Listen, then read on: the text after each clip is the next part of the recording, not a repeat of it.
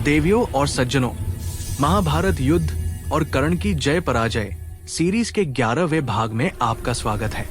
मैंने पहले भाग में कहानी की भूमिका आपको बता दी है, इसलिए उसे मैं दोहराऊंगा नहीं।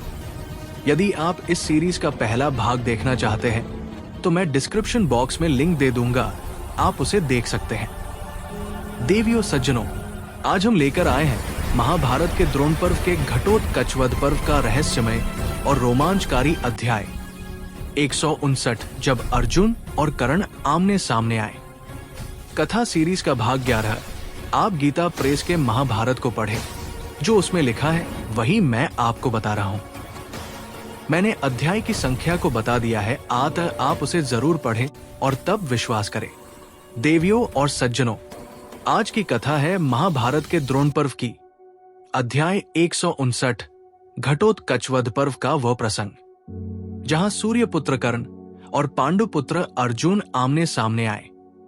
धूल से ढका कुरुक्षेत्र, टूटी हुई रथधुरिया, घायल योद्धाओं की करह, और बीच में दो धनुर्धर जिनके बाण केवल शत्रु को नहीं बल्कि नियति को भी भेद रहे थे। देवियों और सज्जनों, जब रणभूमि में शंख और नगाड़ों की गूंज उठी, तब संजय ने कहा, राजन, जैसे एक विशाल हाथी दूसरे हाथी को आते देख उससे भिड़ने को आगे बढ़ता है, वैसे ही सूर्यपुत्र कर्ण ने अपने परम शत्रु अर्जुन को देख युद्ध की ओर प्रस्थान किया। अर्जुन ने अपने तेज और सीधे जाने वाले बाणों से कर्ण को ढक लिया और कर्ण ने भी प्रत्युत्तर में आकाश को अपने शरों से भर दिया। बाणों की वो वर्षा मानो अग्नि और वायु का संगम हो। दोनों योद्धा एक दूसरे पर प्रहार करते हुए अद्भुत दृश्य रचते हैं। कर्ण के बाण अर्जुन के कवच पर टकराकर चिंगारियां उड़ाते हैं और अर्जुन का हर प्रहार सूर्य की किरण की तरह सटीक और तेज। कर्ण क्रोध से भरा हुआ 3 बाणों से अर्जुन पर प्रहार करता है। पार्थ उन्हें सहजता से झेलते हैं।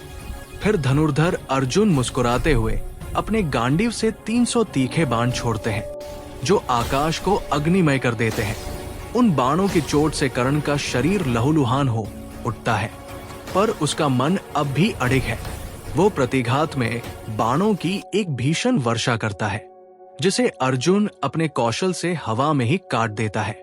अब दोनों एक दूसरे के समक्ष खड़े हैं, धनुष खिंचा हुआ, रथों की गति रुकी हुई और चारों ओर निस्तब्धता, जैसे स्वयं काल भी प्रतीक्षा कर रहा हो। तभी अर्जुन ने क्रोध और करुणा के मिश्रण से एक नाराज नामक बाण उठाया। उस बाण ने कर्ण की बाह को भेद दिया। धनुष उसके हाथ से छूटकर गिर पड़ा। क्षण भर के लिए रणभूमि थम गई, परंतु सूर्यपुत्र कर्ण ने उसी पल फिर से धनुष उठाया और मुस्कुराते हुए बाणों की एक और भीषण वर्षा की। अर्जुन ने भी उत्तर दिया। दोनों की वर्षा ने आकाश को ढक लिया। बाणों की टकराहट से बिजली की तरह चिंगारियां उठीं और रणभूमि में धूल और धुएं की दीवार खड़ी हो गई। देवियों और सज्जनों, ये दृश्य ऐसा था मानो 2 देवता स्वयं मृत्यु के नृत्य में उतर आए हों। कर्ण का पराक्रम अद्वितीय था, पर पार्थ के कौशल ने उसे अजेय बना दिया। क्षण भर में अर्जुन ने अपने अद्भुत कौशल से कर्ण के धनुष को उसके हाथ से काट डाला, उसके घोड़ों और सारथी को बाणों से धराशायी कर दिया। कर्ण रक्त में लथपथ, घायल और किंतु दृढ़ मन से रथहीन होकर भी खड़ा रहा, जैसे कोई पर्वत आंधियों में भी न डिगे। ये था नियति का युद्ध, जहां एक ओर सूर्यपुत्र कर्ण का पराक्रम था तो दूसरी ओर कृष्ण और अर्जुन का धर्म। और तभी संजय ने कहा, राजन, आज ये दृश्य इतिहास बन गया है। दोनों वीरों का संग्राम ऐसा था कि देवता भी देख थम गए। देवियों और सज्जनों, ये कथा केवल युद्ध की नहीं बल्कि कर्म और भाग्य की भी है।